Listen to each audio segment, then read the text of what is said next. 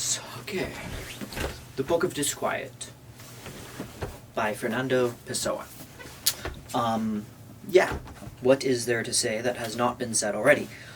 Which is why this book review took so dang long, and me doing right now. It's not like it was in editing, like I had to, these are pretty spontaneous. I mean, I do have some notes here, written kind of haphazardly, but I mean, for the most part, I try to make them in the spirit of extemporaneousness, if that's a word. Extemporaneous, spontaneity.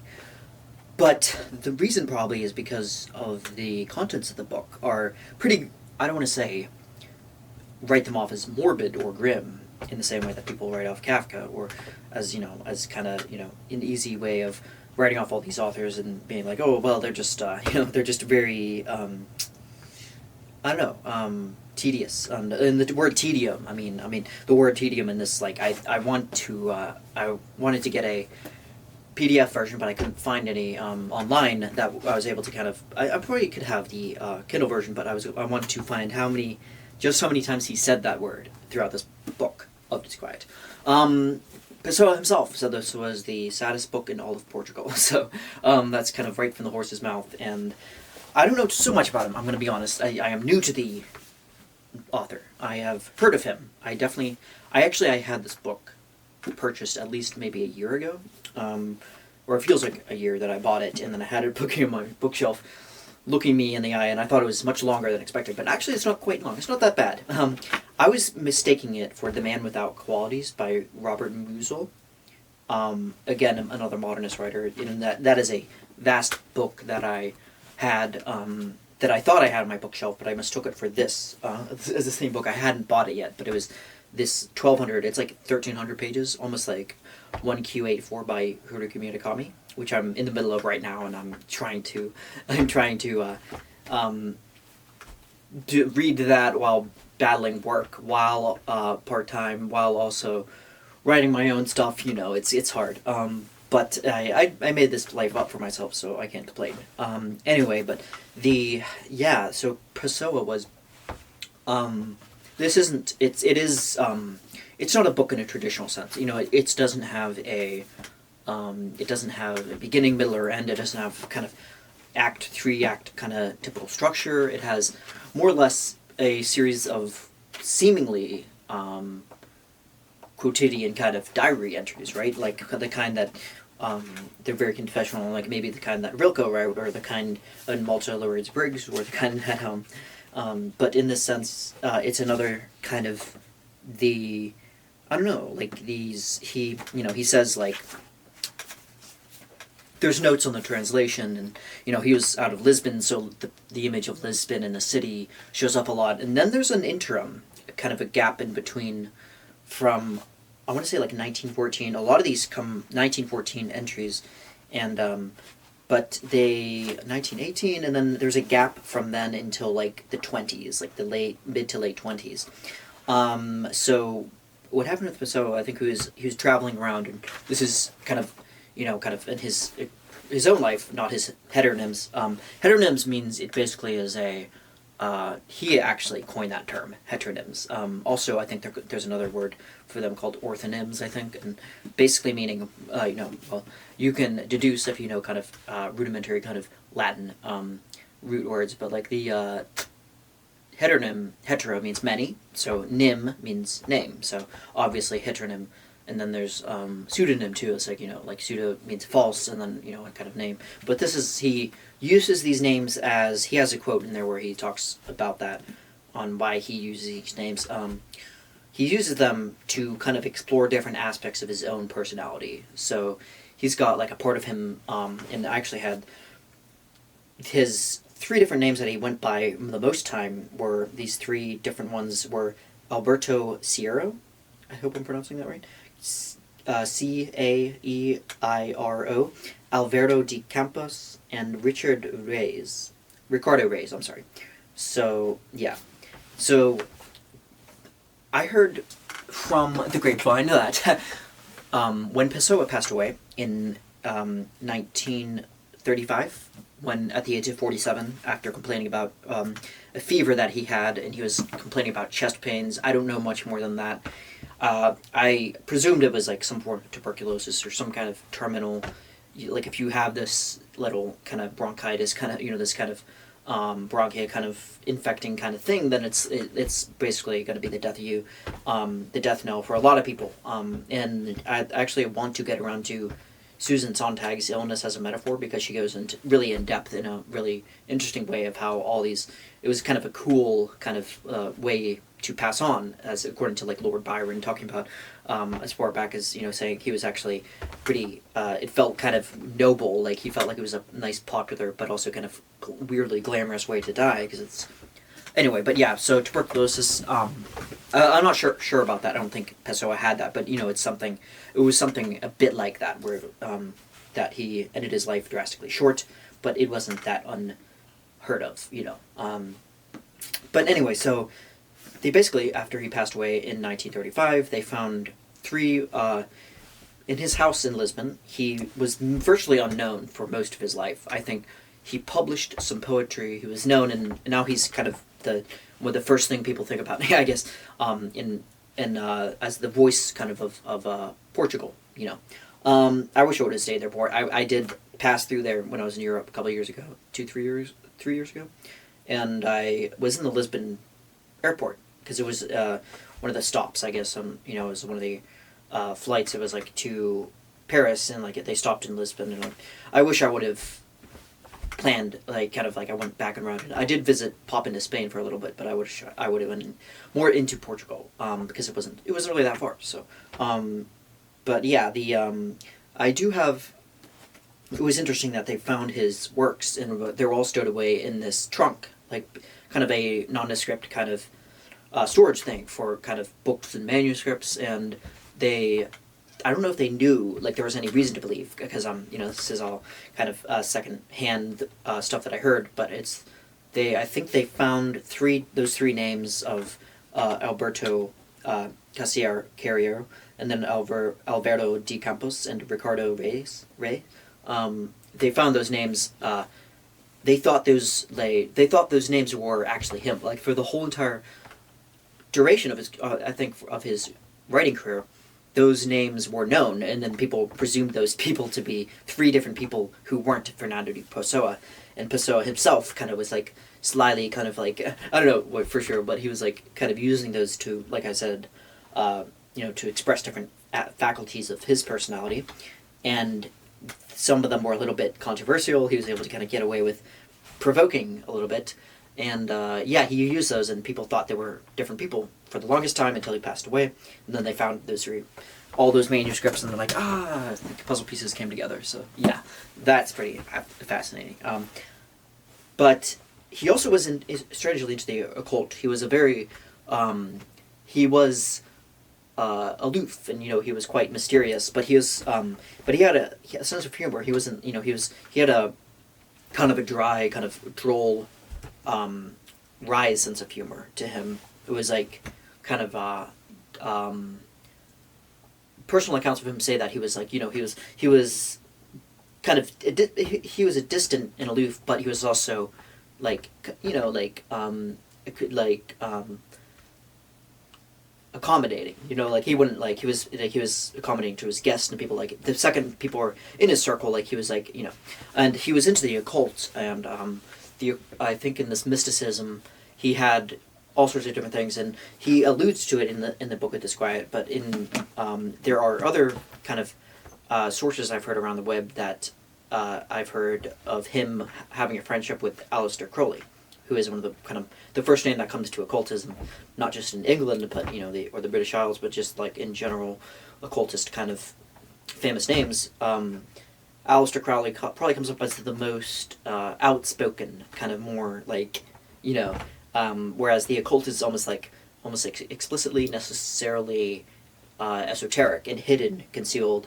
And I think that interesting kind of dynamic between their friendship was that Crowley was probably more garrulous and more outspoken and openly provoking people, whereas Pessoa was more kind of behind the scenes and very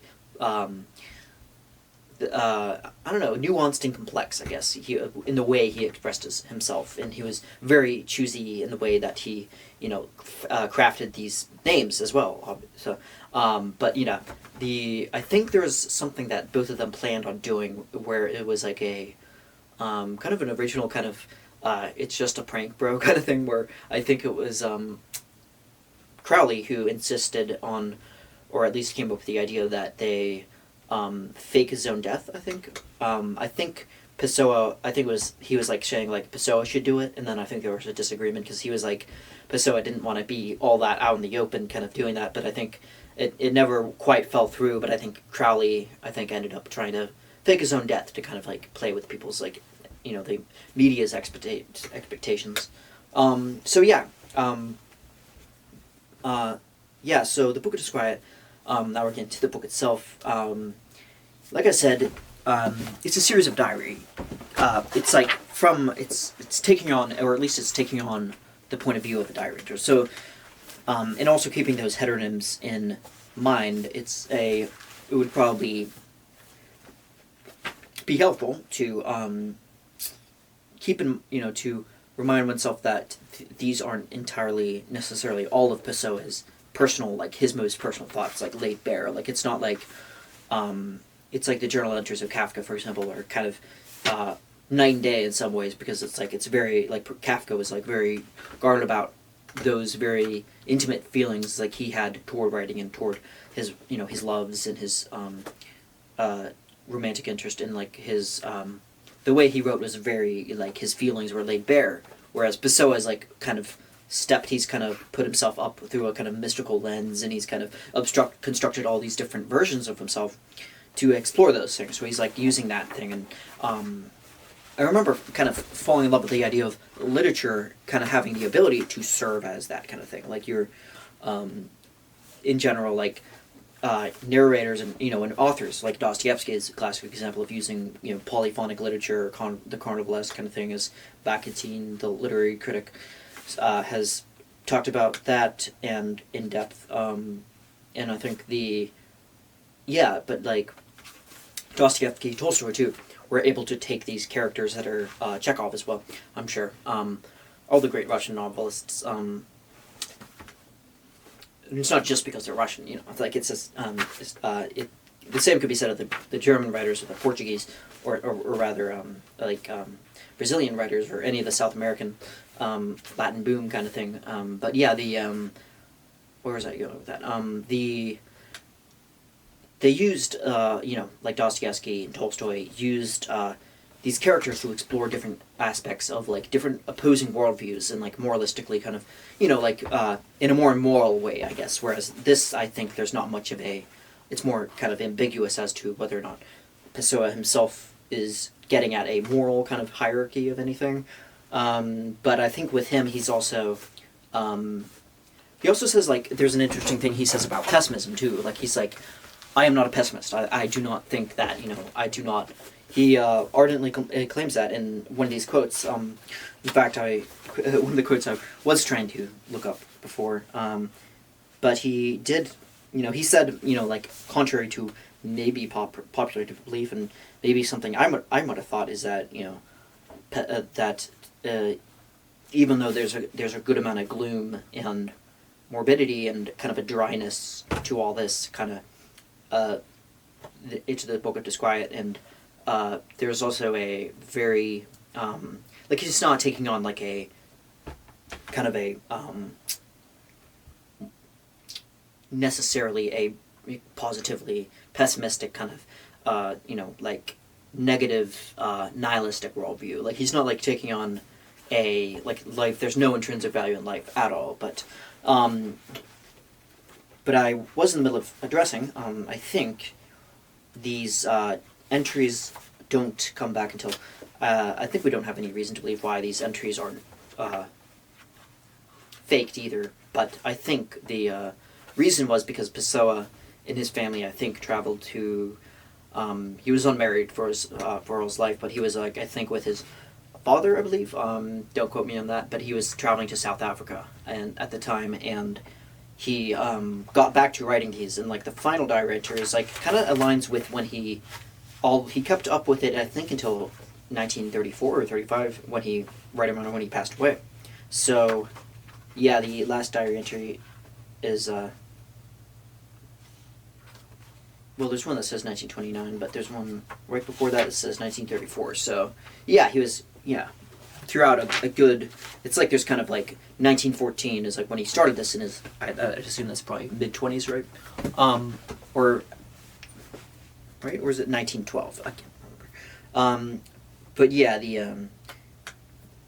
there was a kind of like three kind of areas of almost of these different kind of things, and like I said, there's no chronology in in your stereotypical kind of like novel formula where it follows this like it's a then like a 3-act kind of thing, an invitation to a to an adventure. There's a call to this. There's literally none of that. It's like it's straight. It's like just complete like stuff like he talks about dreams a lot, like he says in 256, on 1930. Whenever I dream, I've dreamt a lot. I go out into the streets with my eyes open, but I'm still very wrapped up in the safety of those dreams, and I'm amazed by how many people fail to recognize my automatism. For when I walk through, still holding the hand of my astral mistress, and my footsteps in the street of the concordant and consonant from my obscure designs of a sleeping imagination, and yet I walk straight down the street. I don't stumble. I react. I exist. But whenever there's an interval in which I do not have to watch where I'm going in order to avoid cars or passerbys, when I don't have to talk to anyone or dodge into some nearby doorway, I don't left myself drift off once more, like a paper boat on the waters of those dreams, and revisiting the dying illusion that warmed my vague awareness of that morning, stirring into life amidst the sounds of carts and carrying vegetable to markets. And there's a kind of beauty to that thought of there being, so wrapped up in dream that you don't have to really, back in the day, in the old days when you could kind of just walk and like there's this, and it's safety of a kind of, he's like cocooned in a kind of, he talks about this throughout, in this kind of anonymity where he works this quiet job. He mentions kind of, a little bit here and there that, the name of a kind of an employer of his, in his job kind of, I'm not sure what it was exactly, but he was able to kind of dream and write and have these like kind of insights into the kind of his own subconscious kind of, and able to kind of dig deep into that well, but it's also kind of poetic, but it's also it's a mix between that and the mundane too. Like there's like a really interesting kind of profane versus mundane kind of aspect of profound and profane, like that, or kind of aspect of the sacred aspect of the imagination, and then there's these talking about the dry streets, or these him talking about these in the earlier chapters. He's talking about meeting people in these little cafes and lunchrooms throughout Lisbon, and he's talking about like how the ingenuity of like these places, like these like the city walls are like his subconscious in a way. Like they're like these city kind of different detours he can take, and there's different things, and like anybody who's been to any kind of, not just Lisbon, which I'm sure it's a beautiful city, and but like places like Paris, like even, or the old Stockholm too. Like if you go around there, that kind of reminded me what he was talking about, what I saw there. The one city I can say that I actually kind of exhaustively tried to go through. But it's like almost night and day, like old Stockholm and the new Stockholm, which is like kind of almost a kind of slightly brutalist kind of modernist architecture, which is it has its purpose and it's more. But then there's this older part, which is like more kind of Dutchy, kind of more like kind of there's old brick houses and colonial, and but anyway, I'm not too well versed in the architecture of it. But yeah, it's like it's just like Pessoa has a respect and kind of a reverence for these cities, like like a place where you can call home. And it doesn't have to just be Lisbon. It could be any. Like I said, I'm kind of like maybe generalizing his very particular sentiment of like one place, but like but there is a very kind of I just like what he says about these eateries, like secondhand eateries, like he had to go on some of these because it starts out kind of with him kind of like meeting with friend, I think, he's like talks about how, this idea of being and the fact that he feels like he doesn't exist. Like he's like this idea of almost like it's like interesting, incredible amount of knowledge of oneself to the point of like that you are doubting your own existence and like so he's like so in the preface he says, installed on the upper floors of certain respectable taverns in Lisbon, I can be found a small number of restaurants and eating places which have been the stolid, homely look of those restaurants you see in towns and even train stations. Among the clientele of such places which are rarely busy except on Sundays, one is likely to encounter an eccentric, on the nondescript, to find people who are but a series of marginal notes in the book of life. So I like that kind of. They're like in the marginalia kind of people that are kind of passing by, and you see and you glance and you're like, you don't take note of them in the moment, like they're kind of almost insignificant kind of passersby, but it's like there's a quiet beauty to that mundanity of like city folk or people that blend into the crowd, I guess. But yeah. So I believe that's all. The only thing, I don't really try to go too much into the critical aspect. The only thing is the repetition, which is like kind of going without saying. It's like the amount of times he explores this idea of tedium, for example, almost a little bit the way that Proust talked of neurasthenia and the kind of the bliss of neurasthenia. This kind of double-edged sword of that, and the fact that I think with Pessoa talking about tedium, it kind of he kept going back to this idea, and he'd be like, "Oh, tedium of life, the tedium of this, the tedium of the mundanity of this, and all that." And he keeps going back to that, and it is understandable because of how his unique perception into life had it kind of bore repetition. It had to amalgamate. It had to amount to some kind of like turgid almost kind of repetition into all these different these I don't know what you say, self-evident truths, I guess, of humanity, that it is boring, that it is repetition. It is repetitious. It is tirelessly. I get that totally. But some people might not immediately. They might be like, what? He's like, what is, like he's like saying for the 700th time, like just scribble lines, or like, he gets more and more into it, like the tedium, probably because he's tired throughout his life, and it's like going throughout his life, and obviously this wasn't published until he passed away, so the extent of his intent on people seeing this is like kind of it's not positive how much he wanted, how intent he was on publishing this, but yeah, that is all I have for Fernando Pessoa's The Book of Disquiet, and thanks for watching.